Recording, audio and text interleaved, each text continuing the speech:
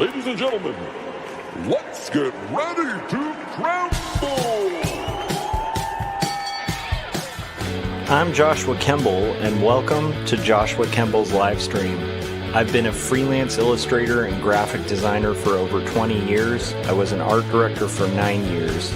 And when I'm not art directing and working on illustrations and graphic designs, I'm working on comic books and graphic novels, and that's usually what I do during my streams. And while conversations can go all over the place on this stream, from spicy and entertaining to goofy and silly, one thing stays consistent throughout every stream. I'll always be working on art. So pull up a chair, get your art supplies out, and get ready for an entertaining show that'll keep you company while you work on your own personal art projects. This is Joshua Kemble's Art Stream.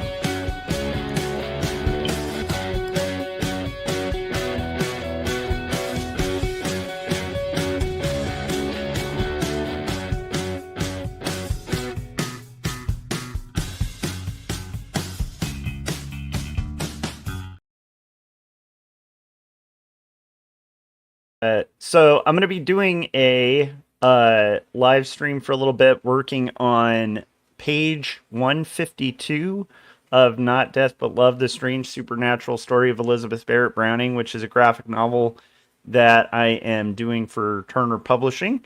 And we're basically like shading the page. And so I've had a bit of a slow start today, so it's time to kind of get to work, and I thought I'd live stream and hang out whilst doing that. Let me turn on the light here. Ooh, because it's a little dark in here. Oh my goodness. Okay. There it is. Okay, cool. So, Gary said, happy Sunday, everyone. Yeah. It's funny, I've been in summer mode where I'm just on like a crazy work schedule. So days kind of, it's bizarre when you're kind of working from home. I had forgotten this feeling of like, you know, the day job, you know, kind of 9 to 5, almost nature of like kind of teaching art full time, like makes it weird to kind of adjust back to freelance life, basically, which is like what I lived trader. Like way before I was an art director, long ago, I used to work from home for like 10 years of working from home. And let me share what I'm working on too. You guys don't want to just look at my face. So anyhow, what's interesting about that is like kind of feeling that kind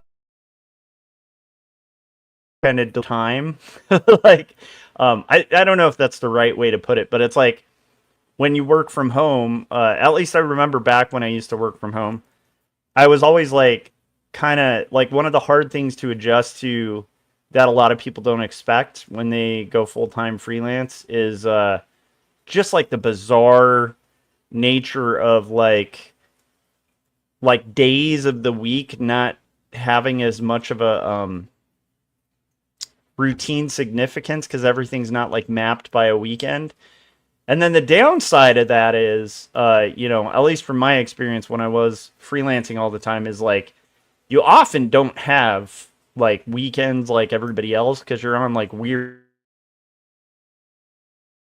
And you're often, at least back in the day with like commercial art, things would be due on like Monday. Like, you know, people would, you know, hire a freelancer over the weekend and then they'd go to their weekend and you'd be plugging away to get them stuff by the beginning of the weekday on Monday. So anyhow, it just it's a long-winded way of saying like it's kind of like meeting an old friend is like this schedule. So I've been really trying to stay you know, self-disciplined. I'm not complaining, by the way. It's awesome to be able to just kind of focus on comics. So I don't want to make that sound like it's a complaint. It's cool to have the whole summer to focus on comics. To be in that position. But what's interesting about it is like just the amount of like kind of weird self-discipline you have to kind of like enforce And today, I've been doing pretty good with it for the majority of the summer so far. But today was one of those days where I just like lost track that it's even Sunday. And I got distracted by like the Dodger game. And so Jim's joining us. All right. He said, Joshua Van Kremble, hello. How's it going, Jim? How you doing, my dude? Um, yeah, so anyhow, I needed to work on this page, and I'm just getting such a late start on it. Um, but I'm excited. I got my workout in. I'm ready to rock. Paul Pate's here saying hello. How's it going, Paul Pate? Great artist. You guys should check out Paul's work. He has some really good graphic novels that you can check out on Amazon. Man, we got like a full house tonight. I guess I caught the right time. I caught you guys all at the right time. So how's everybody's Sunday going? I hope it's going well. I don't want to bore everybody because like my content's not really like sports related, but I will tell you that was a great Dodger game. Like it went in the 11th inning, and then the Dodgers just like swept at the very end.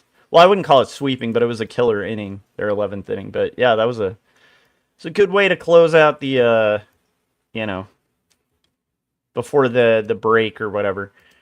Anyhow, I'm not playing on the game. I'm just consuming. It's time to make stuff.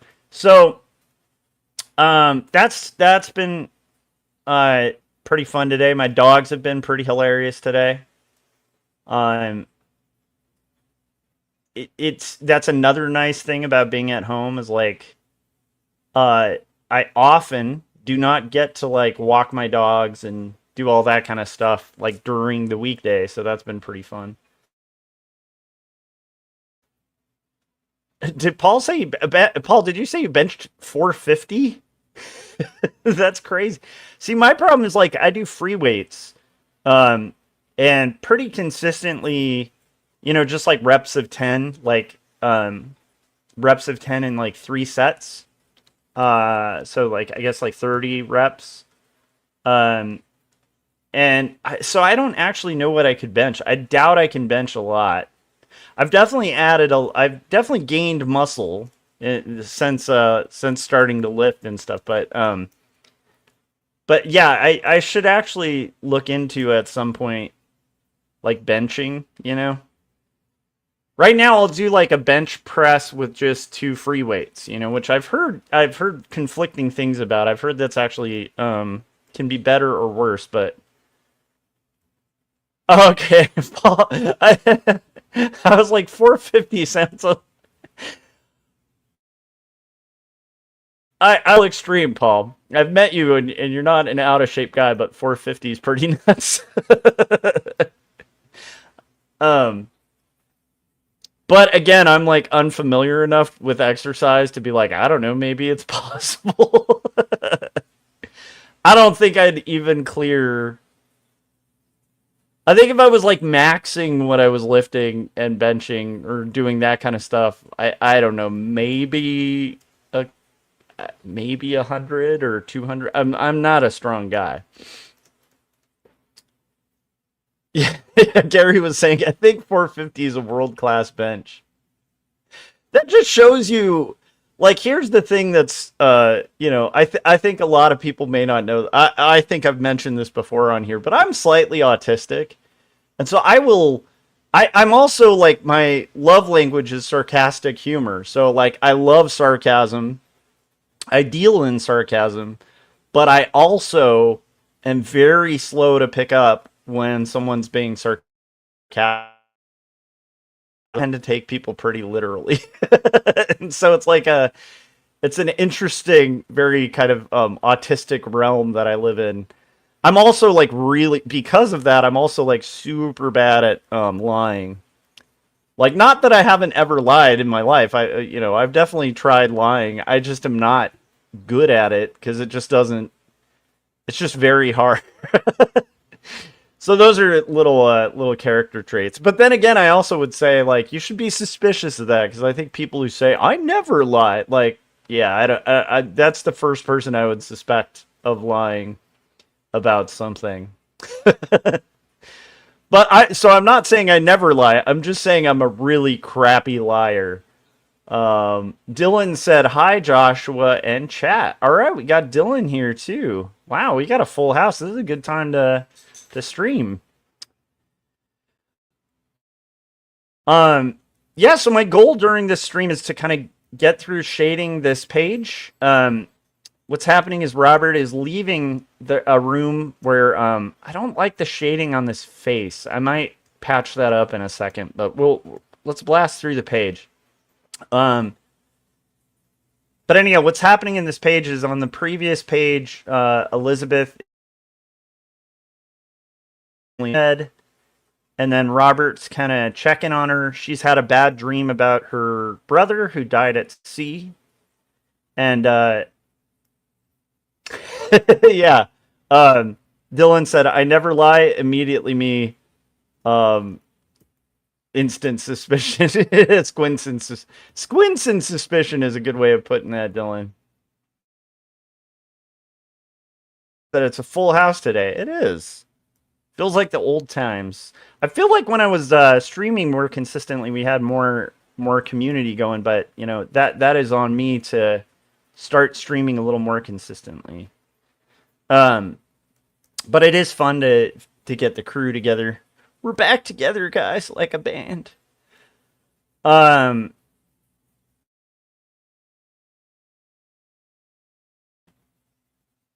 Yeah, so I won't say I never lie. I'll just say like I throughout my life, whenever I have tried to lie, it has not worked out well for me because I'm awful at it.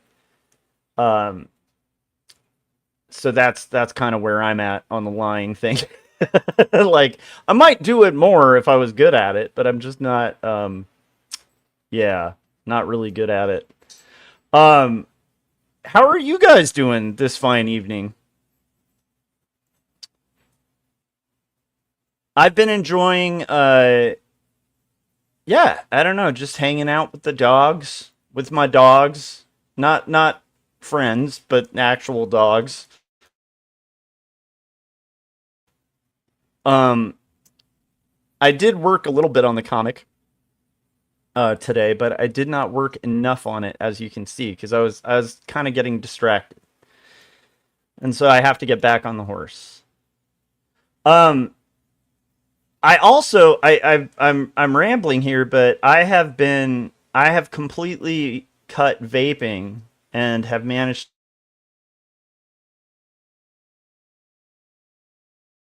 in over a month, I think. Cool, because I used to vape nicotine because you know I was a stupid kid and took up smoking at a young age. So now I'm doing like like nicotine lozenges basically to like just cut the whole thing. And I'd have to look at it. I think it was around Father's Day actually that I quit. So I don't know how much after that.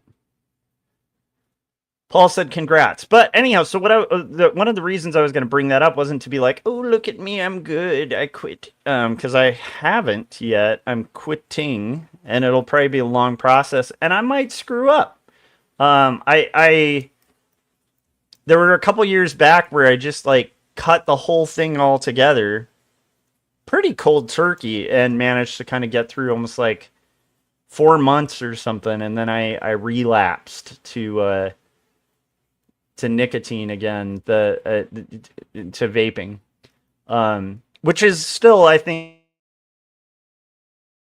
not making any medical statement here, but I do think even vaping is a lot healthier than smoking, for sure. But still, it's still really bad. So anyhow, like the reason I was bringing that up is like, so today, I've been off my game, and like the last like week and a half, I've just been like 110%, like knocking out a bunch of pages. Like it's almost like I've been and really consistent, really self-disciplined. And then today I just like completely, I completely blew it. I think art. I'm gonna tie these things together. I think art is kind of like quitting smoking in the sense that any goal you have in life, you can view it in one way or another. Like, um, Dylan said, I took like on the boat. Oh, the steamboat thing, dude. Oh, that's cool. Dylan in the chats just did like so did you guys like stay on the boat or was it like a visit? Like what? How did it work? Was it like a steamboat tour kind of thing where you were like old Dixie style, steamboat, listening to I don't know, like banjos on the bayou or something? Oh, that was fun.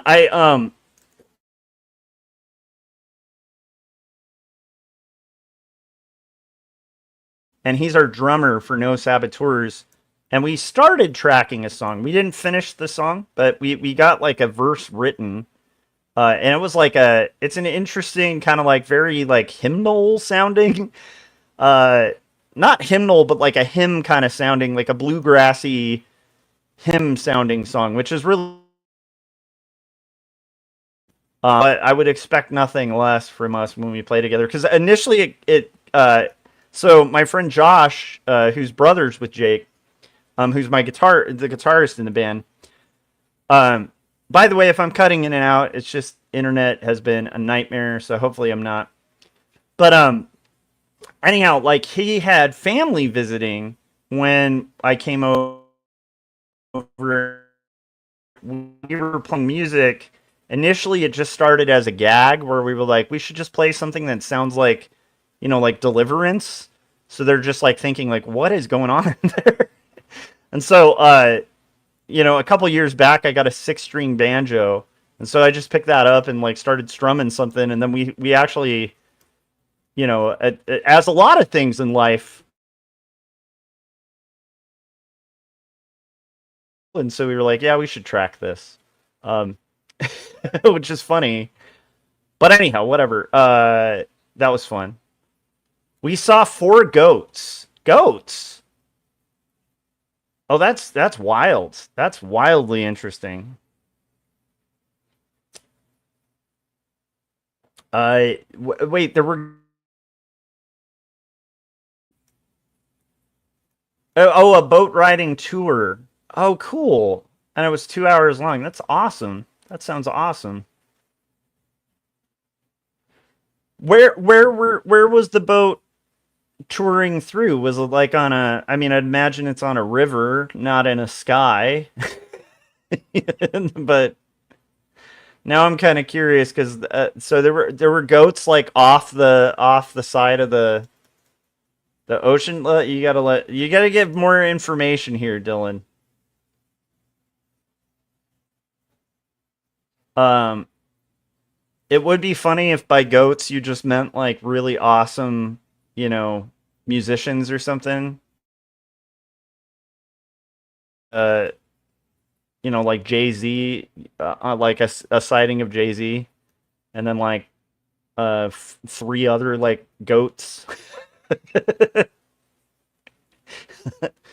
Isn't that what the kids say now? The slang that they say. Um, I don't even know if goat might be like almost like an old timey slang thing now. Oh, that I'm an old man. So I have friends who saw Superman. I think Gary in the chats finally saw Superman. I've heard it sounds to me like most. Well, I don't know if I'm misreading your take on it, Gary, but it sounded like in our group chat with all our weird nerdy cartoonist friends. I don't think there was one person who like thought it wasn't worth watching. Like it seems like most people enjoyed it. So at some point when I get over my like superhero burnout, I might check that out. Um And also once I'm done with like the crunch time on this book deadline. Yeah, Gary said he definitely enjoyed it. Yeah, and I appreciate your feedback to it too, because you're kind of like similar to me in the sense that there are some things that I just like and I don't want to defend. Have you guys ever had that? Like, but most of the time, I tend to want to defend what I like and also like nitpick like the little details. So like, if I like something, I still like being, kind of a critical, uh, doing like critical analysis of it. There are some things though that like, I don't know. Like, okay, a good example of something I just like and I don't want to defend. Attacks. I don't want to defend that. Or I don't even really want to get into like what doesn't work about the movie. I just all around really enjoy Mars Attacks, And I know there's like a lot of parts of it that are stupid and intentionally so. But it's like, or Paul was saying like the Bee Gees, like them and I don't give a fuss. Yeah. Another example. This ties into Mars Attacks because he was in Mars Attacks. I really like Tom Jones.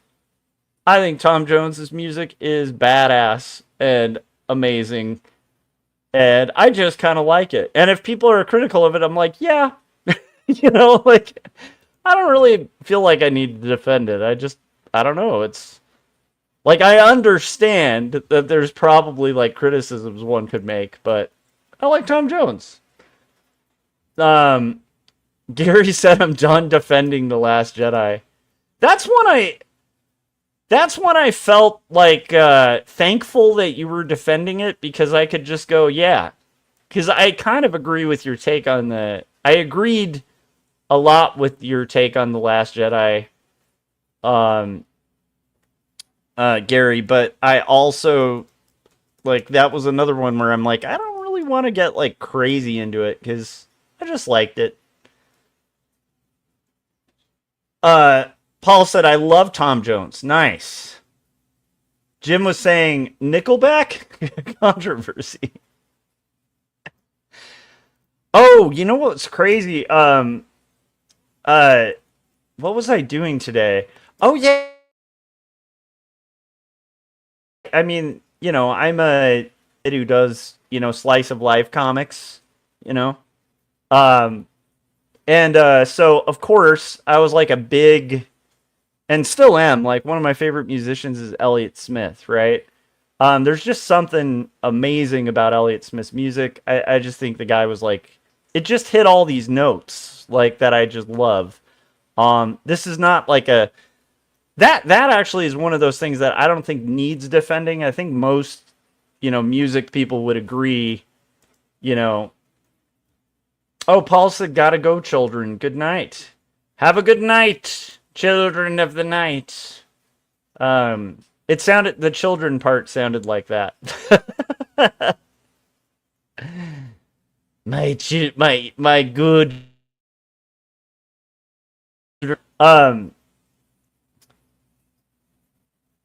Dylan says, I love Nickelback unironically. Okay, I don't want this to be a hate stream, so I'm not gonna. I'll hear you on that. I won't agree with you, but you do you. But anyhow, so I was listening to. I was curious about stuff.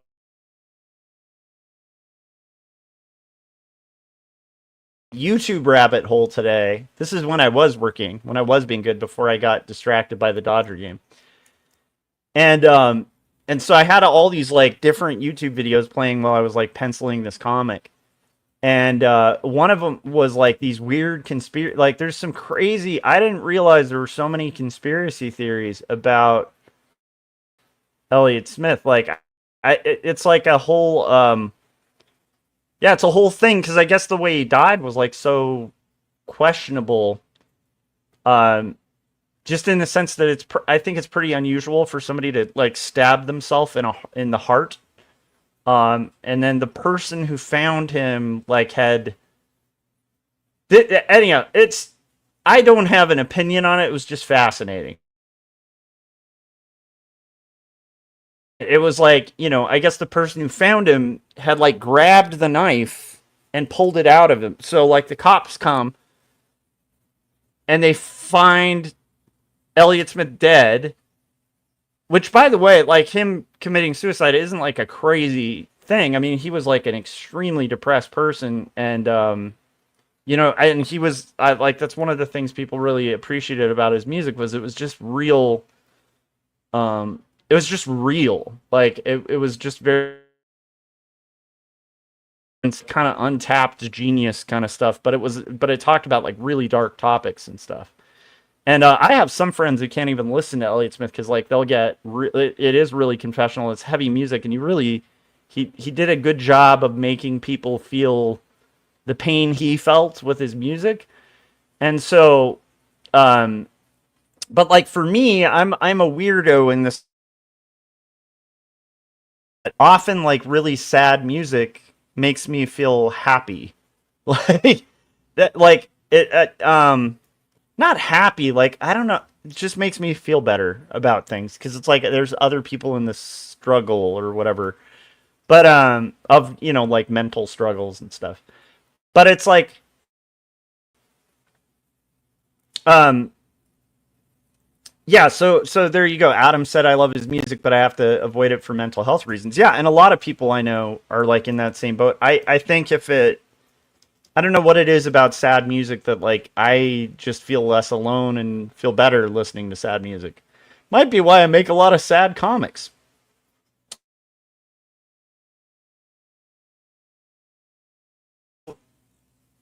The thing about it is like so then yeah, so there's all these like running conspiracy theories because it even though it's very plausible that he would have done that, it's just so strange. Like the method being so brutal is like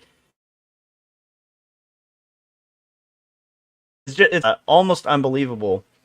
Frank said hi, he just joined the chats. How's it going, Frank? We got the whole band back together, guys. Night Gang. um yeah, so anyhow, it's just interesting. They have these like crazy interesting conspiracy theories, and I call them conspiracy theories like not to discard them. I just don't I'll admit to not knowing enough on the topic, but it was in like I don't know. For some reason, it's like I do this a lot with music, where I'll be a um, I'll be a real big fan of a band or something, but I don't know a lot of like the back. Like I don't know a lot of the biographies of different bands. Like I tend to know a lot about the music, even music I liked growing up, like notes and speculate on, and I'd notice like different musicians that would like appear on a bunch of different albums. Um, like when I was younger, a good example is like the Hayden sisters. Um, they were in like That Dog and in all these different bands, and did collaborations and did songs with like early like anyhow, I didn't read anything online or biographies about the Haydens. I just noticed that because I'd like buy albums, and then I, especially early on, would like review the liner notes, and I would notice like, oh, this musician's on this album, and start drawing connections there. So a lot of like deep history about like musicians, except for a few, I really don't know. And Elliott Smith's one of those where I love his music. I know almost every song he wrote like really well. Like, but I don't know like a ton about him other than the music that I listen to and love. So that's like I don't know. It's interesting kind of reading about that and stuff. And I don't know what I think about it. I always feel like that's a real tough one. Like that's something I almost wouldn't want to like speculate too much on, just because like it can kind of tread into that territory of like the anti-Yoko stuff with the Beatles, and I feel like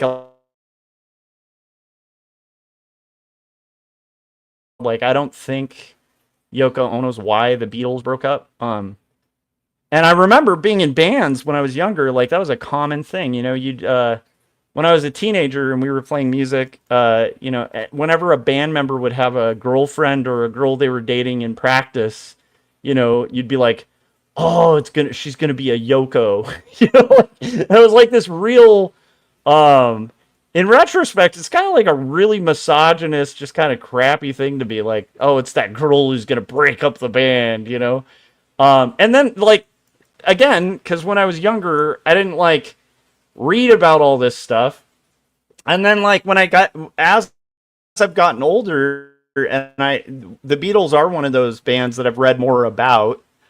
And of course, I when you read about it, it's like, there's really not any, like, legitimate substantiation to her being the reason the Beatles broke up. It's, and then if you watch, like, Get Back, like the documentary, it's like, she's just like, I don't know, she just seems like a really cool person who supported of, like, Lennon. She just didn't seem like, and it seems like Lennon was more kind of encouraging her to do music. Like, I don't think she was, like, manipulating him. It seems like, if anybody was manipulating anyone, it seems like Lennon really wanted her to, play music and hang out with the band and, like, support, his stuff.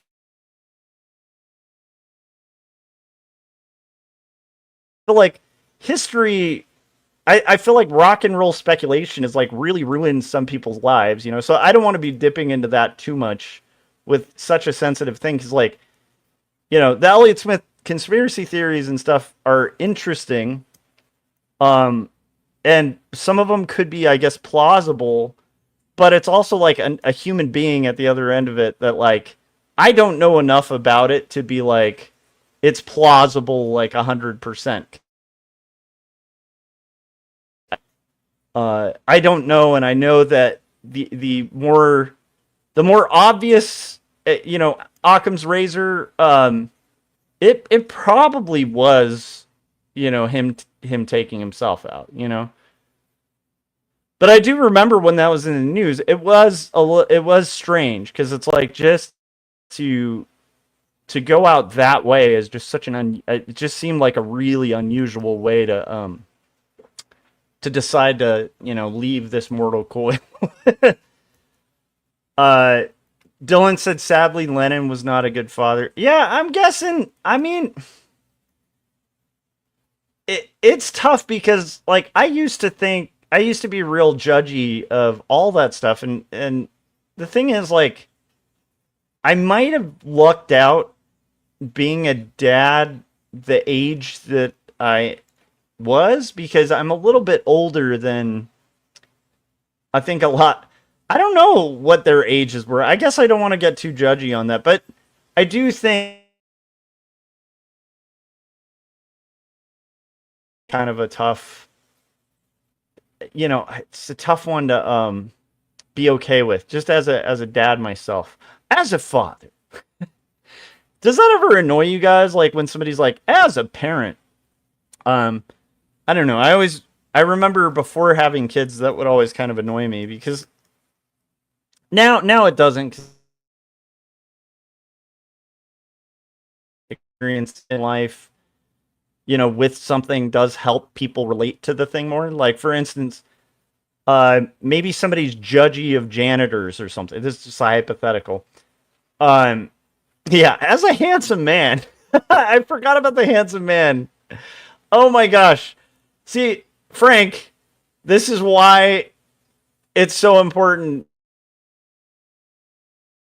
chats, because you remind me of things from yonder years that I might have forgotten, like our as a handsome man.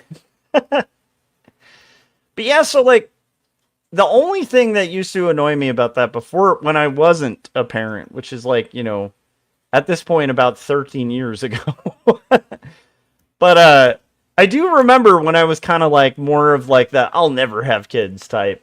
That would annoy me when people would be like, I'm a mother or I'm a father, because it's like, it is kind of like saying I'm a banker, like, or whatever it is. Like, it doesn't mean you're a good mom, it doesn't mean you're a good dad, and it doesn't mean you're a good banker. You know what I mean? Like, it just that's like an identification of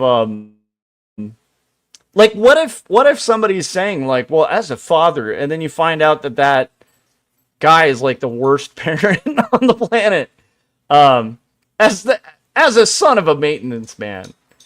But I guess my point is, I do think there is merit to, like, the experience. But I remember before having kids, like, I want to acknowledge that, because that used to be a pet peeve of mine before having kids. Was this shows you my weird young mindset, where I'd get like that as a pet peeve, because it doesn't mean you were a good one. Like, that's the key. But then again, like, if somebody's talking about, like, hey, what tools do you use, cartooning, not like, you don't actually make comics or anything, and then you're like, well, the tools I like to use, it does make a difference if you're practicing the thing, Dylan said, I have said as a game a few times within the last few years. And that's relevant, right? Because, like, I wouldn't be able to make that. So like, there are some things that I probably can't speak on, and it's the same with the parent thing. But I do think sometimes people should, like, they need to have, you need to have respect for where people are coming from, but also understand, like, sometimes those kind of things can be real deceptive. But I'm rambling. You guys know what I mean. I think sometimes, like, the parent card can be pulled as a deception, and it's like, like, imagine, like, for instance, historically, it doesn't seem like Lenin was the greatest dad. Can you imagine if Lenin was like, well, as a father, and you're like, well, were you, that's what I'm getting at, is like, sometimes, like, imagine if somebody was like, I'm thinking through an idea here. This is the way my brain works when I'm working on art. I'm sorry if I'm rambling about just random stuff.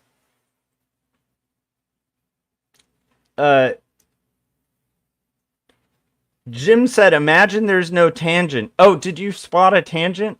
Oh no, if you spot a tangent, let me know. Gary said, I myself would be astonished if an addict who became a gazillionaire in his 20s and terrible childhood was a good father. That's what I'm getting. That's one thing I was going to say about that, is like, I was older when I became a dad, and I do feel like in my early 20s, I was like a really, like, unformed person, and very, very like, I feel like a lot of my 20s were selfishly pursuing things, like, and not thinking I was selfish. Like, I didn't feel like a bad person, but I remember my 20s. A lot of my 20s were like being full of certainty of things that I probably had no position or place or really.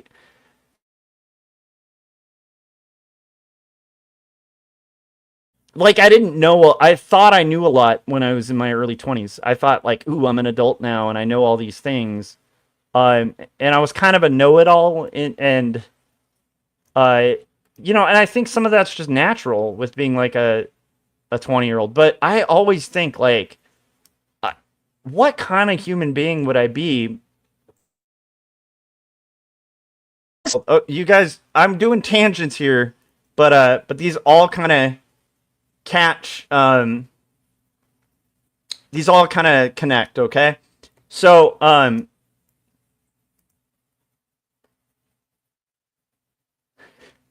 Frank said, horrible father, excellent musician. Well, and again, I don't know what person at that age, like, I know I probably would have been a pretty terrible dad if I had gotten signed to, like, a record company and had people who thought I was, like, literally, a religious figure or something. At that age, I don't think I could have could have handled that. Like, I think I probably would have been much worse than the Beatles.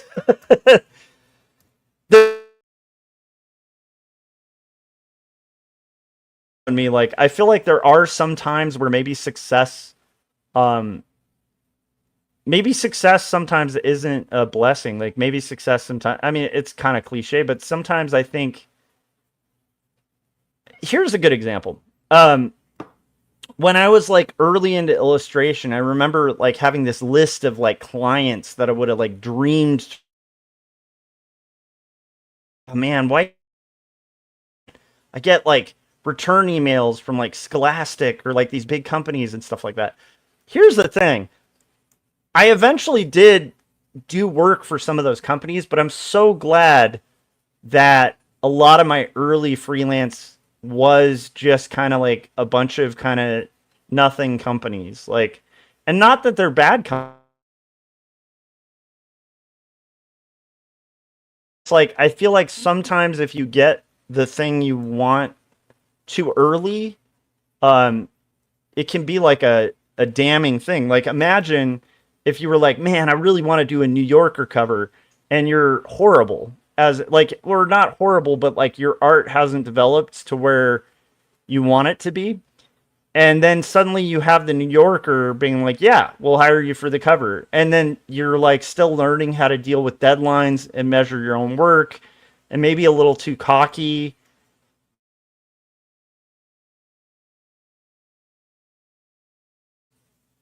Point being, like, I'm kind of glad in my career early on. It's probably a good thing that I never got to do the New Yorker, because I don't think I would have been ready for it. Um, and it's kind of a similar thing where, man, like, I have friends who got signed, and they weren't the Beatles, but they got to tour around and stuff. Um, I know somebody who's my age, and they got signed like 10 years ago. Um, which is a really late age for a musician to like kind of get signed to like a big record label, but they were touring the country and stuff. It's actually pretty rough. And they handled it okay, but I think a lot of it's like the second friend who got that opportunity like at an older age actually kind of did it better.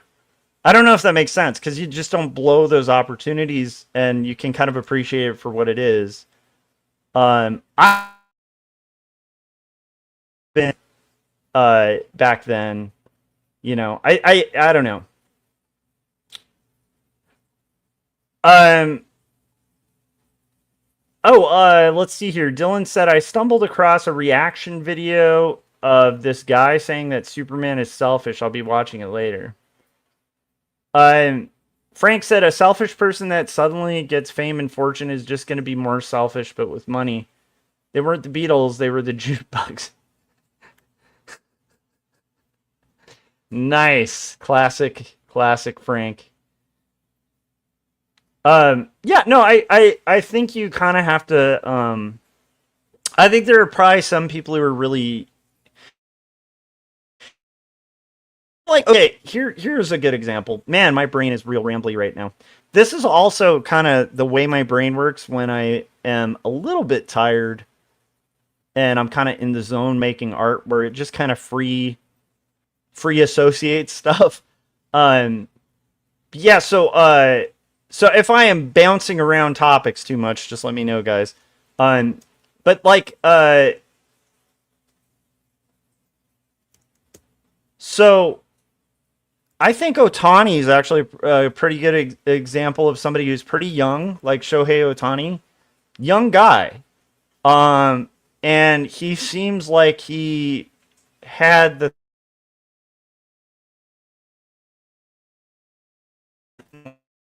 handle it.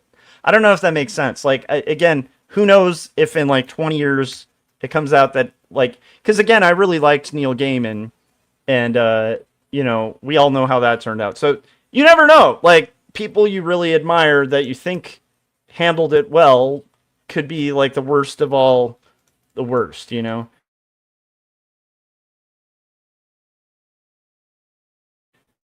seems like a guy who, what's happening to him is happening when it should happen. Like, he doesn't seem, and he definitely, at least his public image seems to be very like polite and amazing, and but yeah, but like if I were, say, a baseball player in my 20s, with the way my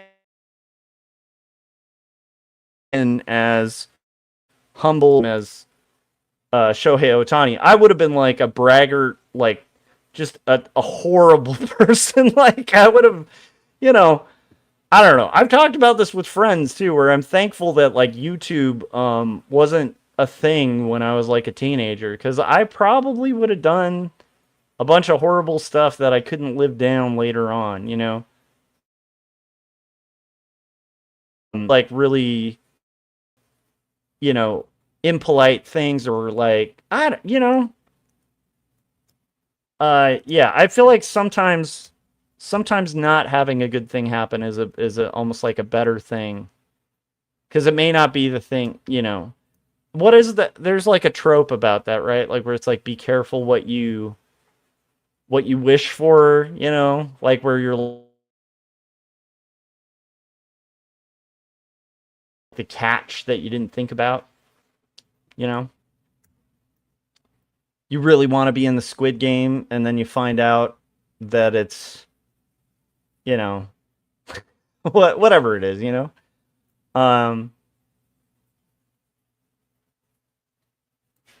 But yeah, I don't know. I feel like there's some times where like wealth. Jim said, I have an Elliott Smith story off air. Remind me. Okay. Nice. I will have to hear your Elliott Smith story. Yeah, like a great thing happening at the wrong time can be almost like more of a curse than a blessing,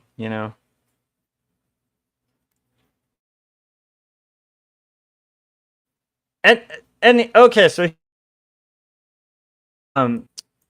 sometimes also I think like people are not ready for, like, they think they're ready for some great thing to happen, and they're not even close to capable. Almost like a young soldier who's trained for,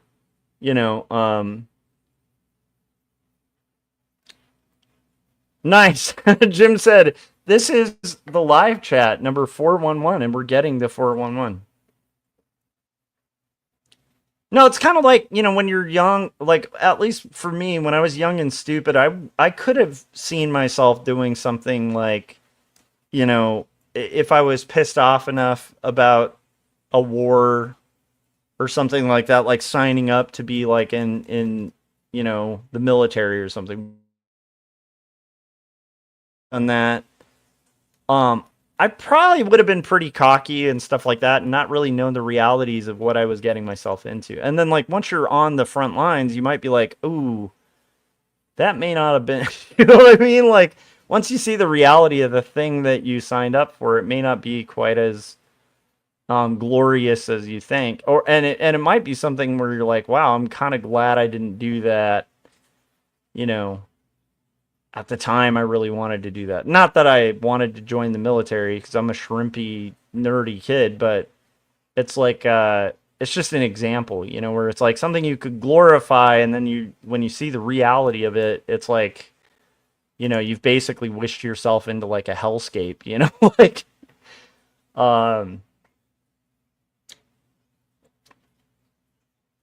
nice. Dylan said, unfortunately, we missed 69.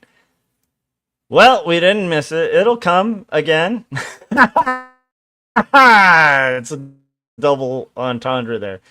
Gary said, kids not knowing what they're in for is the military's bread and butter. Well, it is the history of war, right? I feel like the history of war is that it's kind of a young man's game where young men are the pawns, and it's kind of run by really wealthy kings that don't have as much investment in it. In all civilizations, it seems like that's kind of been the scenario. By the way, also, I'm not going to say I'm I'm not a fan of war at all, but I'm not going to say I'm anti-war, because there are some times, right? think anybody who just over the, like, I will say I'm, like, personally a bit of a pacifist. Just personally, because I just don't want to. I would like to live a life where I never in my life have to, like, physically harm someone. Like, I just don't. I think that's a life worth, living. However, there are definitely times where it's a good thing.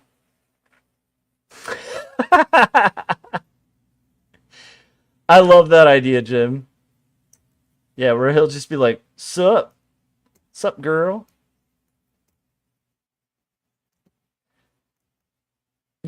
That's one thing. Okay, so prior to befriending Jim Luhan, I did have like a hole in my soul for music from a bygone era where, the music would go into an instrumental section and then like the singer would be like, "Girl," like, you know, it just, like, I don't know. You gotta put some salsa on your burrito. You know whatever it is. Whatever silly, slow chat song thing that they'd say over a song. I missed that. And then the nice thing about Nohan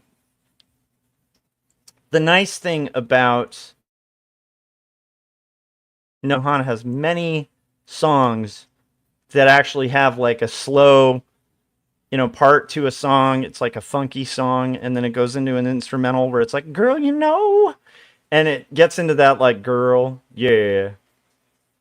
I'm really sorry I didn't call you after our trip to Gotch Chalks at the mall."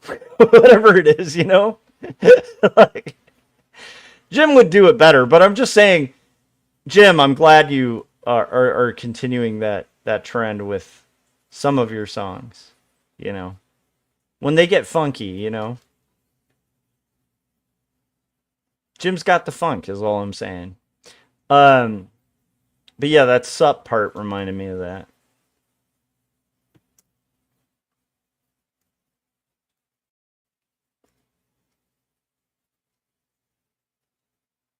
Dylan said there's some romanticization for things we wish about and don't know what the reality is. Yeah. I've heard people say that about celebrity too. Of course, these are celebrities, so I don't know, but I definitely know. There's supposedly, kind of a horrible thing that happens when you can't even just like go for a walk without people, stopping you and recognizing you. Like, I think there's like a level of fame like that's, I guess, one of the cool things, in my opinion, about being a creator or a cartoonist is like, it's not like, not every day are you going to get like pulled over on the street because you directed The Lion King. It's like, not that I'm just saying, I met the guy, like one of the guys, not the, oh no, not the director. I met one of the guys who did, like, created Pumbaa or whatever at like one of the NCS events. And the thing is, I didn't know who he was. We were chatting for, a good hour before he kind of mentioned, like, that he had done this thing. And, like, dude, I didn't recognize him, and that's like an industry that's not like crazy far from my industry, right?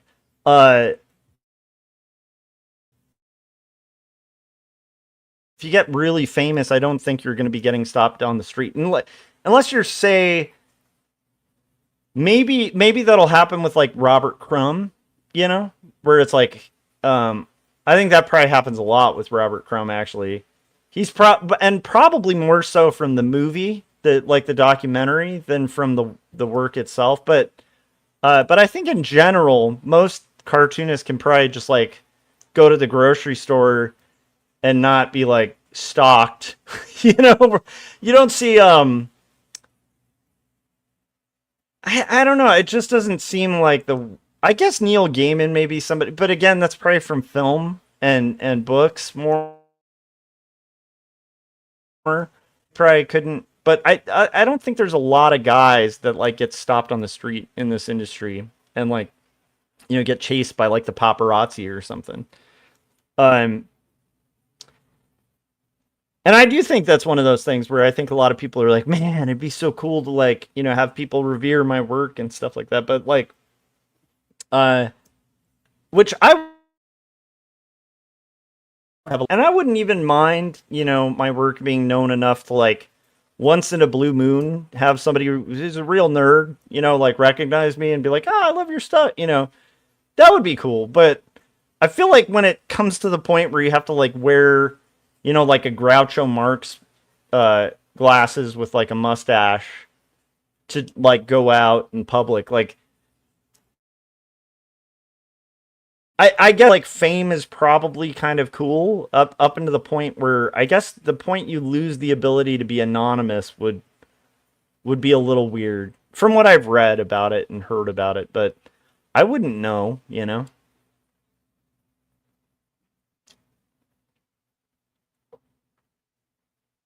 Uh Gary said, I keep forgetting I want to send you Chris Words out. Wait, is that the one?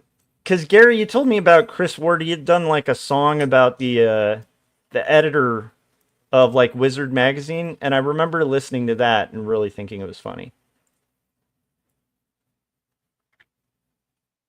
Um. Anyhow, I guess my point is it's just I'm sure there's perks to everything, but I'm sure like a lot of things we look at, like, okay, here's another example of like something, you know, like the maybe we can just call this topic like, and you guys let me know in the chats, what would be the thing, what would be your genie trick? Like if a genie appeared, right, and you made the genie request for something, what would be the thing you'd request and would probably backfire on you? Right? Because like a good example of it is like somebody who's like, man, I would just love to have like a Ferrari or something, and they feel like, sweet, I got a free Ferrari, and then they get that insurance bill. You know, like, um, you know what I mean? Like it's like a lot. Like when I was a kid, I would have that would might have been one of the things I would have requested just because of Magnum PI. Planet when I was, you know, 8. But but like that's one of those things where it would be like a curse almost. I mean, obviously you could probably just like sell it and get rid of it and, you know, make some money on it, but my point is it may not be so great. Like it might be less cool than it looks, you know. Jim said it's hard being famous. Well, I mean, Jim is a multimillionaire, you know. Uh but yeah, I mean, like I would have to speculate on what any of that's like. I've had a few times in my life. Oh, okay. The closest I've ever gotten to that was when I was, I remember going to a it was like a conference or something for my work, like to represent, you know, as an art director, and I was in a conversation with somebody. This is like a long time ago. And they were listening to me and we were talking for like a good hour before they were like, you know, I'm like actually a really big fan of Big Illustration Party Time. It like got me into art. They were like to like talk to you. And it was like they told me that after like an hour of us talking, and I was like, oh, that's crazy. And that was like well after that podcast. So that happened like once. And then I don't think I've had like a bunch of moments like that in my life. That was like probably the one time that ever happened where like somebody knew me. Um, you know, there's occasional times, but it's like it's not like I that was really novel and cool and meaningful.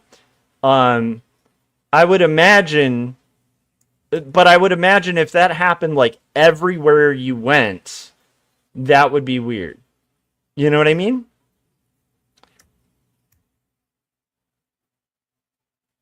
Yeah, Jim's the only, he's the one in the struggle here. I mean, Jim actually, you know, I was familiar with Jim's work before we became friends. So Jim, um, but the cool thing, again, the cool thing about doing animation and stuff is you could have stuff that's known and still go to the grocery store and not have people be like, oh my.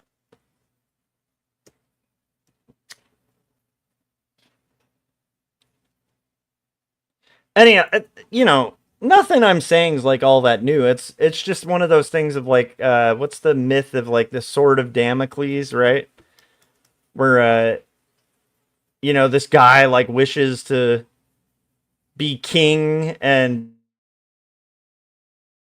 for a day, and he looks above him, and there's like a sword hanging by like a hair that can just snap at any time and like basically, drop the sword upon your head. And it was like, it's like heavy is the head that wears the crown kind of thing. It's like sometimes people aren't quite ready for what they're given. Anyhow, I'm not going to speak for all people, but I'll say this was my long-winded, half an hour long way of saying I don't judge, a crazy celebrity who became wildly famous at, in their late and early 20s for being just kind of a terrible person because I don't think I would have been any better. That's the argument I usually make in defense of Rob Liefeld. Like, I'm not a huge Rob Liefeld fan. Even at the time, I wasn't like a huge fan of Liefeld. He was like not my favorite of like the Image guys, even when I was But could Liefeld draw like a hell of a lot better than I could have at that age? Yeah. And then when I was that age, if I had gotten, had like Spike Jones want to direct a Levi's commercial with me on it, I would have made a worse commercial, you know?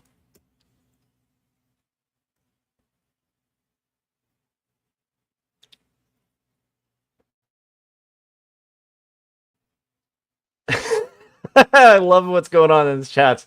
Dylan was like, "Hey Jim, can I have $500,000?" And then Jim said, "Dylan, it would corrupt you. We don't want that." Oh, Spike Lee. Did I say Spike Jones?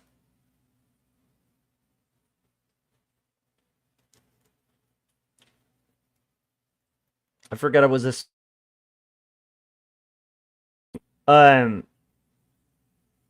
but yeah, it's just it's one of those things where like I don't judge it too much because again, if I'm like a teenager, I like, man, when I was a teenager, I was good at drawing in my little pond, like, like I was a big fish in the tiny little pond that was my high school in art, but I was nowhere near where Liefeld was at that age. I think he blew up when he was like 19 or something. I was nowhere near as good as he was. So if suddenly, I was like kind of where he was at talent wise at that age, and then everybody's saying like, and then you get to be part of like the biggest like revolution in comics in like years, and comics explode to where like you go to like signings and you're taking like, you know, limos there, like, you know what I mean? Like, it's just like a level of celebrity and acclaim that I think would be hard on a 19-year-old. And honestly, I feel like might even stifle artistic growth because, like, why grow? Why get better if, like, everyone's just saying, like,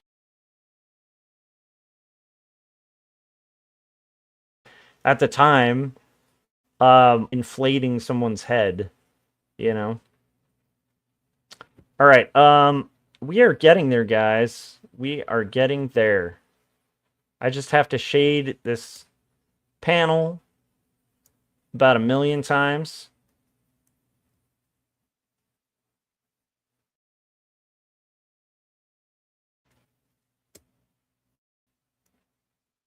All right, we are getting closer, guys. Why grow when wallet fat? Well, it does make me. I guess what I'm saying is it makes me respect people who can go through that level of like the gauntlet of that and still retain like their morals or their integrity. You know, it's why I obsess about Fugazi so much. I feel like Ian Mackay is a really good example of that. Where Mackay is easily like a legend in music, you know, doing Minor Threat and Fugazi and stuff. And it's probably at the level of fame where like nowhere near where Henry Rollins is at. You know, Rollins is not going to be able to go out in public without being recognized. You know, but Mackay might be able to fly by. But in general, like he's a legend in his field, and yet he seems like just such a chill dude, who's kind of retained his dignity and integrity. I admire that a lot because that's a hard thing to do in the face of like millions of bunch of people who won't tell you the truth about like, you know, almost like nepotism or whatever, where you're getting just like cognitive bias, but it's like not your own cognitive. I don't even know what that's called. Where you just have a bunch of people feeding you compliments, you know. Jim said, "Josh, what is your shirt?" Okay, this is awesome. It is a Bright Eyes shirt that Connor Oberst sells, and it's an inside joke where it's about Tim Kasher, who's the lead. So the face on here is Tim Kasher, who's the lead singer of Cursive, and so basically this as a joke on his site, but also because he was raising money for to basically fight illegal deportations that are happening, and so it was a good cause, and it was a funny shirt because that's not actually Connor Oberst. So that's the joke. It's Tim Kasher, and then Tim responded by deport Tim Kasher, and it's Connor Oberst's face. So it was kind of like a funny joke between musicians.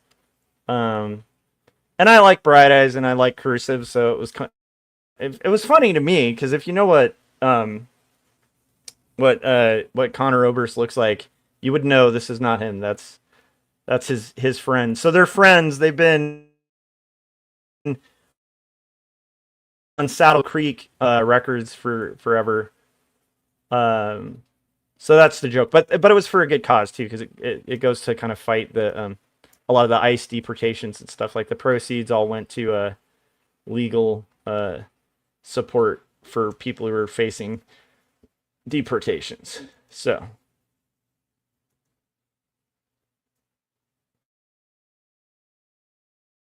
if you and I were famous rock stars and you started selling shirts that said "Deport Jim Lujan" and they had my face on it, it's kind of like that.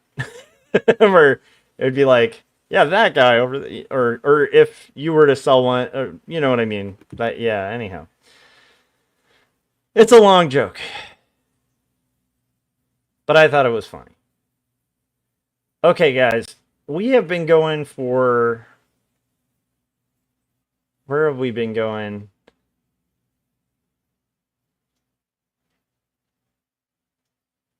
Okay, we've been going for about an hour.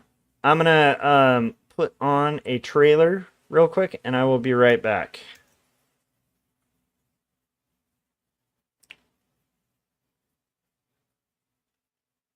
And let me know, guys, if I'm clipping out too much. I apologize. I know my connection's not the best. So let me know in the comments. I'll be right back. Our heroic adventurers fought orcs, monsters, sorcerers, necromancers. Now they find themselves in front of a mystical library. What shall they find?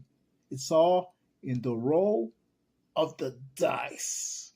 We've come this far. There's great power behind this door. I can feel it. We just have to get past it. This door is no match for my axe. I shall chop it down. You always want to use brute strength. Why don't you try knocking? We'll try it your way. You may enter. The library is open to all those who seek knowledge. Feel free to look through our tomes. Maybe you'll find the answers you seek. I sense great power here, and it's behind those shelves. Indeed, there are powerful items hidden behind these shelves, but you can only get there through the enchanted words. Do you have those words? I believe I do. Tremble before the Cremble. There is great power. Look at that glove. Must be so powerful. That is not where I sense this power. I must get closer. I found them. I found the sacred manuscripts written by Joshua Kemble. Behold, I now possess 2 stories and Jacob's apartment. Please tell us more about 2 stories and Jacob's apartment, and who is Joshua Kemble? Xeric Award-winning cartoonist Joshua Kemble is a freelance artist, graphic designer, and author. 2 Stories is a confessional graphic memoir that grapples with questions of faith, mental illness, depravity, and ultimately redemption in a fallen world. Jacob's Apartment is a coming-of-age graphic novel in the vein of Ghost Road and Fun Home. It weaves together the threads of spiritual faith, identity, purpose, love, and loss to create an engrossing world in which waking and sleeping dreams collide. You have made your choice. The passage is now closed. Wait, can I get that glove? No. Oh. All right, let's go. All right, welcome back, guys. We're working on page 152 of Not Death But Love, the strange supernatural story of Elizabeth Barrett Browning. I'd love to hear what you guys are working on.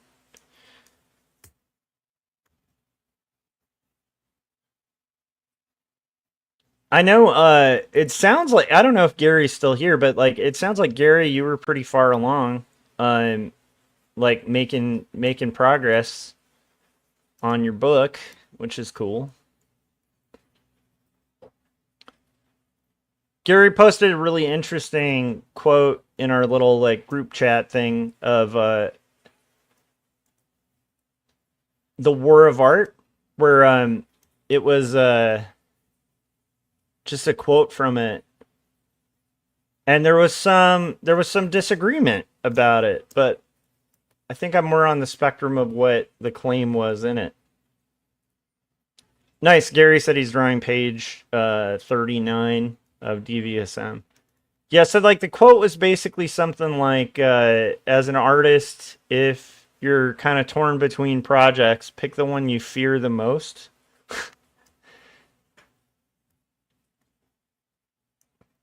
And I do think that's probably good advice. I feel like I had a really good art teacher a while ago. Actually, he was a guest on Artcasters. Frank Dixon. He's a high school teacher out here. I didn't have him in high school. I had him at the junior college up here before I transferred to Cal State Long Beach. But he used to always say, like, it's like slaying. See, this is gonna sound really bad because it almost sounds. But he would basically be saying, like, you have to kind of slay your dragons. That's what he used to always kind of call it, like slaying the dragon, the thing you fear on your journey as an artist. That's the thing you should slay. Which is very metal, slay. But it would be funny if he was like a super metal looking dude. He's just like, slay, man, slay. But I think there's some I think there's some truth to that. I think as an artist in my life, there have definitely been way too many times where I let fear get in the way of making good work. So I definitely I think I would have started doing comics a lot earlier if I hadn't been intimidated by them or revere them so much. And I feel like there is something to be said for just kind of tackling a big thing that you're scared of, you know? Anyhow, so yeah, Gary is doing incredible work on this book though. It's pretty exciting. I can't wait to see the finish of it.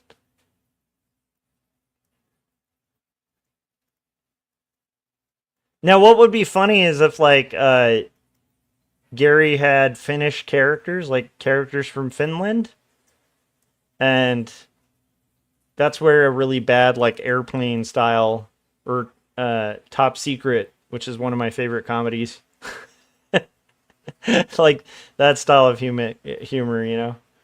You'd be like, I can't wait till you get to the finish line, and it's like, well, I have a finish right here. It's just somebody from Finland. I am so tired, guys. Can you tell my schedule's been a little off?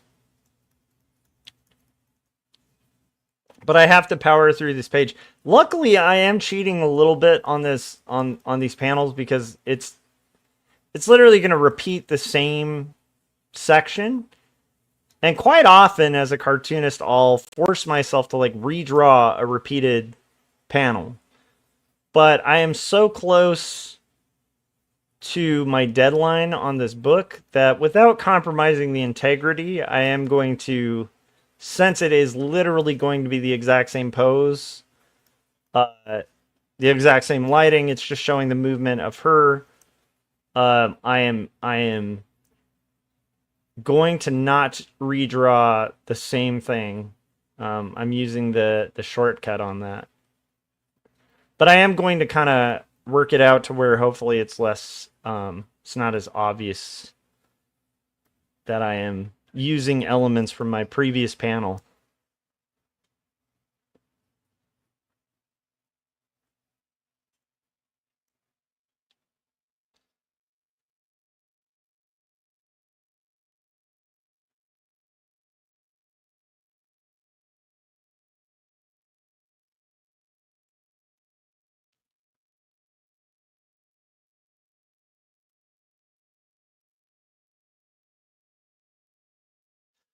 So I was thinking about this this thing that Banksy did a long time ago,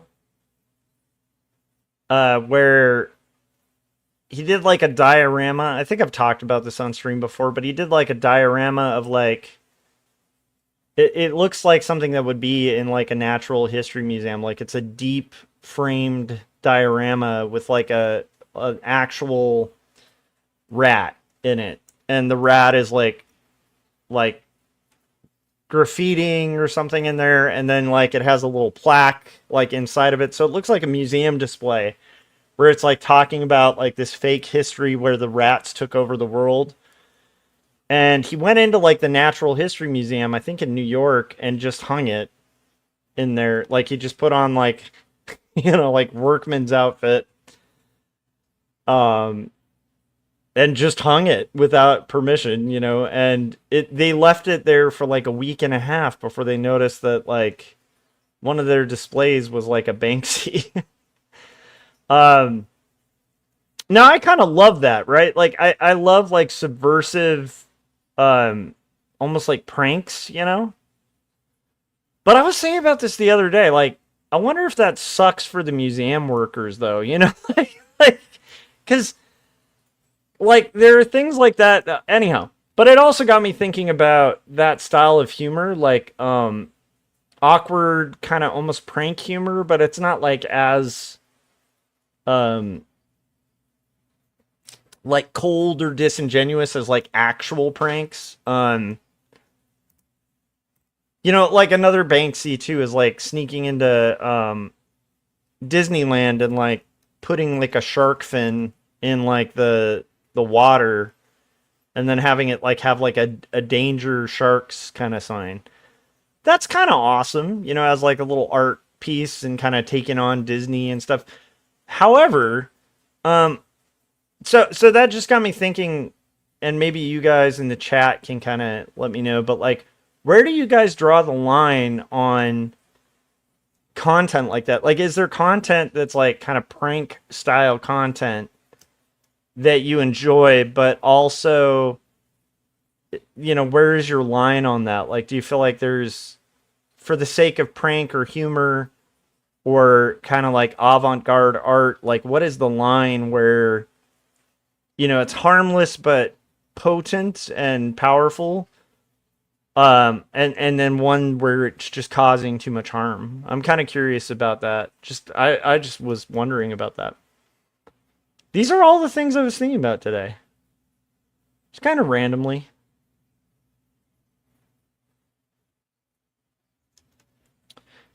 I remember as a young art student, as a handsome man, as a father and a handsome man and a young cartoonist. I know when I was younger,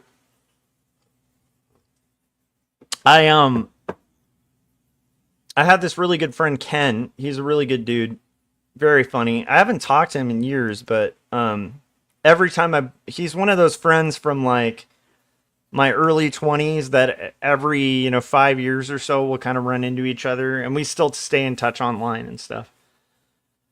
But anyhow, we used to have to go to like these museum shows for like our art classes. Like, you know, it'd be like, you got to get credit by going to this like museum show. And I remember we used to do this at a couple galleries where we would go to the galleries like dressed. We like went to like a thrift store and bought like really cheap, like very professory looking clothes. And then I had like fake glasses that made my eyes look bigger and stuff. And we would dress up like art critics. So we'd get these like ridiculous scarves and stuff. And then we'd just start walking through the museum, like critiquing stuff that was clearly not.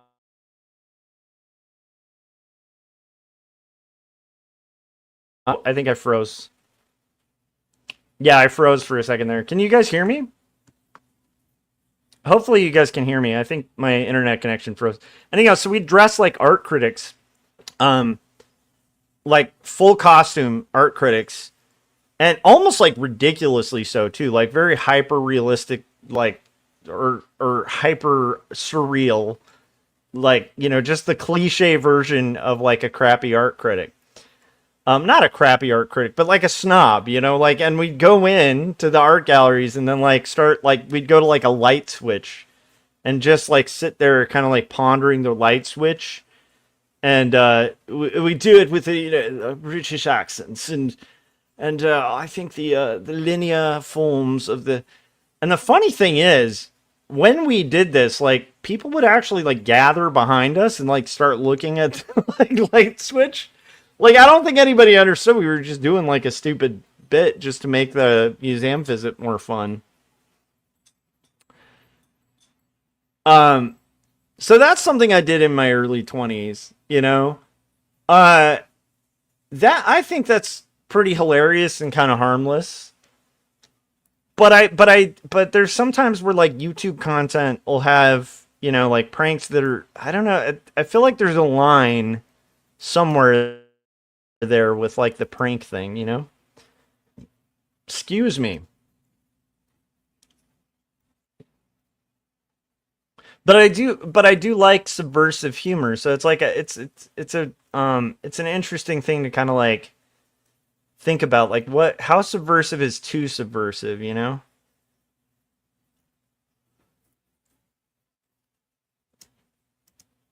Like with music, I might draw that line at like Gigi Allen. Like I love punk rock and I like, you know, a little bit of wildness, but I don't think I want to go to a Gigi Allen show, you know? I don't know. You know? I don't know. I'm just saying, like, there's lines for everybody. It's always interesting as kind of like a thing. Okay, let's continue. This is pretty exciting. So my goal here is to shade these things, and then I have some pups that I have to take out. And I can't say the word that starts with a W that, you know, and there's an A and an L and a K in it, because dogs, like, when they hear that word, lose their minds. So I'll say things like, I need to take them on a perambulation, right? We might need to meander throughout the meadows outside. But yeah, I'm gonna do that after I finish this page. And then I might do another stream in color later today.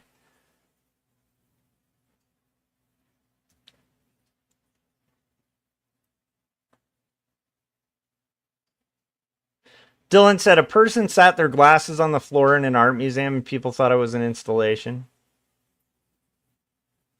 Yeah, I always, like, I do feel like that would be fun to toy with. Like, I don't know. I think that there are so many things I want to do outside of just comics, you know? Like, I think that would be really fun to do after I... So here's the thing. If I don't get bit by the graphic novel bug when I finish 2 stories, then maybe, you know, once I'm done with 2 stories, book 2, maybe I'll spend like a year just doing weird subversive installation art.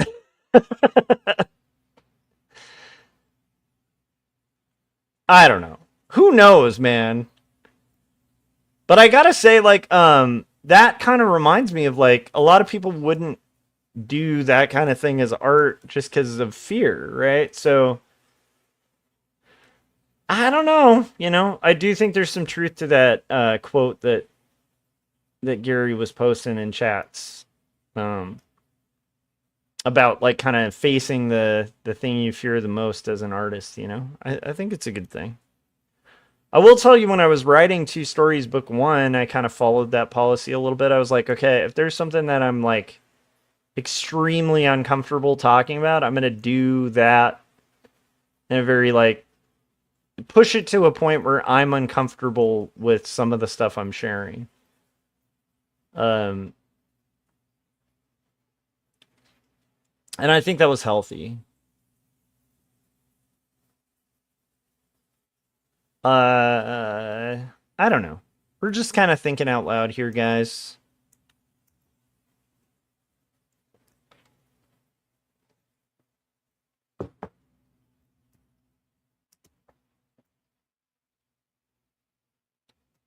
How are you guys feeling tonight? You having a productive time?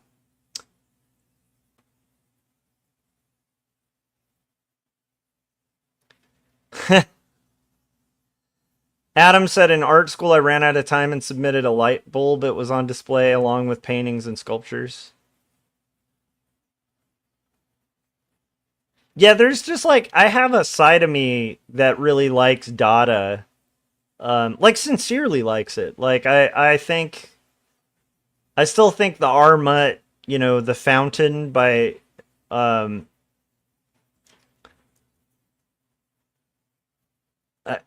you know, where it's like a urinal that was signed R. Mutt. I still think that's brilliant, you know? Like, I love, there's a part of me that, like, really loves that kind of thing, you know?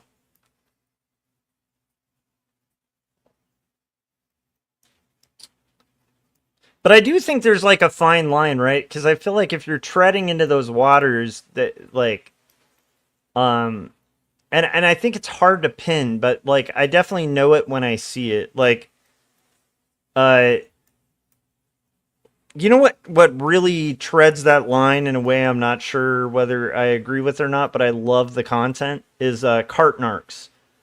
I really enjoy Cart Narcs as a show, as a YouTube content. I just think it's fabulous to confront people on not returning their shopping carts, but I also feel bad. Like, imagine if you're like a person who maybe you're having like the hardest day of your life. I've had times where I'm like close to like mentally breaking, in my life. Luckily not recently, but imagine you have a time like that. Like, let's say you just got back from like your dad's funeral or something, right? And then you're going and you have to pick up flowers for the funeral or something like that, right? And then this guy on YouTube with like a camera like confronts you and is like, "How dare you not return your shopping cart?"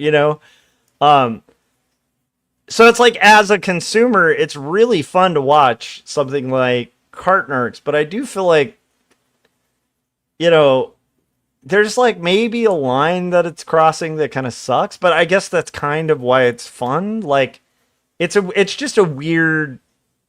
There are realms of that, of like content that that I like enjoy and respect because it takes kind of guts to do, but at the same time, it's like, I don't know, the lines are a little weird on some of that content, But yeah, that same friend I had in art school, also for like one of his sculpture finals, he made a bunch of he made a bunch of very inappropriate looking phalluses made out of bushes. Like, he got all these fake bushes and he installed them all over the Cal State Long Beach campus as like an art installation. Which was, so he was a funny guy. Yeah, Dylan said I wouldn't be happy.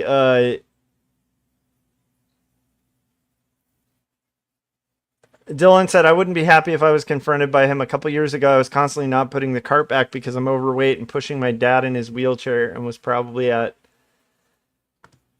Yeah, that's what I'm saying. Like, I really enjoy cart narcs, and I theoretically like really agree with what he stands for, right? Because there are like societal common decency things, right? Like, it says a lot about a person, and I'm not saying you, Dylan, because you're the exception that I'd be concerned about if I was gonna be a creator of that kind of content, right? It's like, that would be something I'd be a little cautious about, is like trying to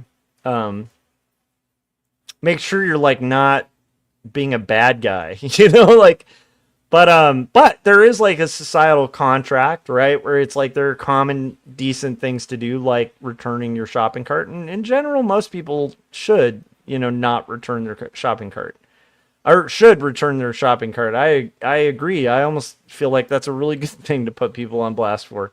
But, right, if it's like your wife's pregnant and her water just broke and you need to like head out there, or you've got a sick dad or whatever it is, I do feel like there are exceptions that I feel like, unfortunately, sometimes content like that can kind of stomp over. And by the way, I don't think cart narcs is like the worst offender in that category. I'd say cart narcs is much more on the safe area of that kind of content.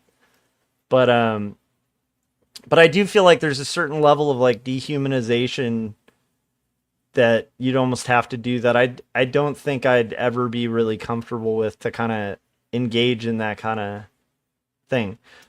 But it also, it's weird because it's also like very subversive. And that's kind of why it's funny, is it's subversive. It's kind of like punk rock is kind of offensive. And so, and punk wouldn't be, I don't know, I feel like squeaky clean punk is pretty boring music.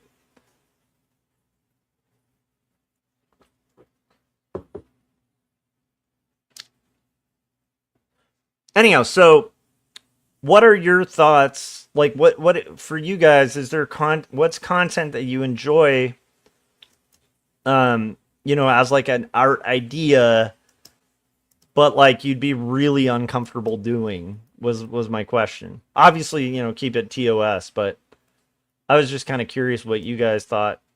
Cart narcs was just one example.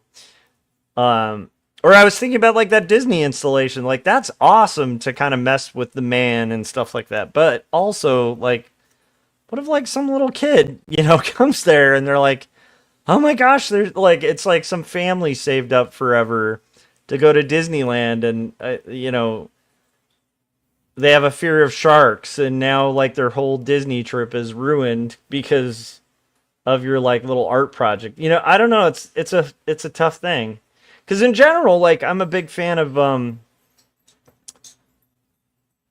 graffiti too. Like not bad graffiti, but I think graffiti can be really cool and subversive, and I tend to like the idea, especially if it's like defacing a an advertisement that's in public space. Like I think there is a very strong argument, and I'm not sure if I 100% agree, but it's very compelling that that kind of backs the idea of like strong graffiti art. And by strong graffiti art, I don't mean like just tagging your, gang or whatever. Like that. I think it has to be like kind of an art thing. But my point is, there's a strong argument that kind of is for that kind of thing, which is, the best I've heard before, let me see if I can back it as best I can, is the idea that like public spaces you are paying for, and quite often you have no say in the advertising that is being basically hoisted upon you in public spaces. So, without your consent, like you are driving around and you are being told, what to eat, what to think, how to vote, like how to live.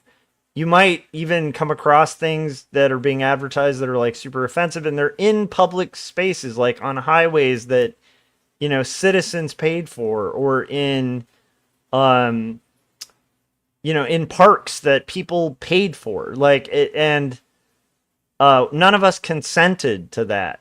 And so the idea of subverting that, I'm just saying, like, there's a good I think there's a solid philosophical argument justifying tagging or graffiti, not tagging, but graffiti, where because of that, like, why shouldn't members of the public be able to make statements and art of their own in that public space, since we're already engaging in non-consensual advertising?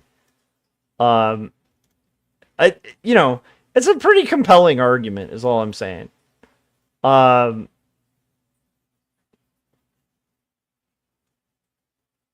So I like, and there are times where like it's done and it just seems right. And then there's times where that like crosses a line and I'm like, I don't know if like I want my, 8-year-old to see like the F word, and it gets into that territory that like Holden Caulfield talks about in Catcher in the Rye, right? Where, his little sister has never read the F word or whatever. And now her like innocence is like destroyed by just some graffiti some moron wrote on the wall, So it's like, it's a weird,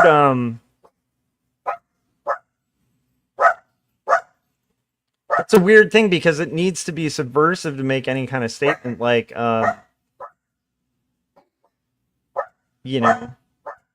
mean, there's a very famous piece of graffiti from the Cold War era that was done on the Berlin Wall that was pretty much like Reagan, and I think it was Reagan and Gorbachev like making out. Like, it was like a drawing of them that they had tagged on the Berlin Wall, and it's like, again, like it was subversive, and I think it's a pretty cool piece of art if you ever look it up. It's like, it was a political statement and it was definitely illegal what they were doing, but it's like very much art and very subversive art. So that's interesting. All right, guys, my dogs are losing their minds. They're ready for a walk. And you guys are the best people on the planet.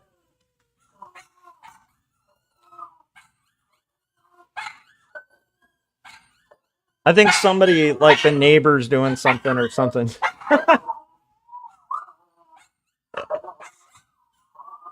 They sound pretty funny, though. Okay, so I want to close this out. I'm sorry to do this over dogs barking. I don't know if you guys hear that as strongly as I do. I appreciate you guys. Oh, Gary was saying some really thoughtful things in the chat, saying, I think the act has to be meaningful enough to offset the obnoxiousness.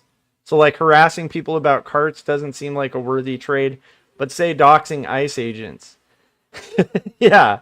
And then Gary also said, for me, graffiti depends on what sort of property is being damaged and who's paying to restore it. Yeah, and again, like, you know, I'm not knocking cart narcs because I actually really enjoy watching cart narcs, but there is like a line there that's real fuzzy and uncomfortable. All right, guys, I'm gonna call it for this stream. Make sure you've hit the bell so you get notifications when I'm about to go live. Thanks for hanging out with me and doing creative stuff and just shooting the breeze and listening to my crazy ramblings. As they say in Reservoir Dogs, okay, ramblers, let's get rambling. And I will see you guys on the next live stream. But, you know, for you to see me on the next live stream, you gotta hit that. So hit that bell so you get notifications and all that kind of thing. I'll see you guys on the next one. I appreciate you guys. You're very cool. And you're all very hip kids. And as a handsome man and a father and a cartoonist and a magician, I'm just making up things that I'm not a magician. But I'm very... Anyhow, as a handsome man, I appreciate you guys in chats. I'm gonna let you guys go. I'll see you guys probably in an hour or two. So if you're still up and you're still working on comics, make sure you come hang out next time. I appreciate your time and your valuable time being spent here, and I will see you guys on the next live stream. I'm gonna go walk my dogs. All right, see you guys. Bye. Ladies and gentlemen, let's get ready to crumble! I'm Joshua Kemble, and welcome to Joshua Kemble's live stream. I've been a freelance illustrator and graphic designer for over 20 years. I was an art director for 9 years. And when I'm not art directing and working on illustrations and graphic designs, I'm working on comic books and graphic novels, and that's usually what I do during my streams. And while conversations can go all over the place on this stream, from spicy and entertaining to goofy and silly, one thing stays consistent throughout every stream. I'll always be working on art. So pull up a chair, get your art supplies out, and get ready for an entertaining show that'll keep you company while you work on your own personal art projects. This is Joshua Kemble's Art Stream.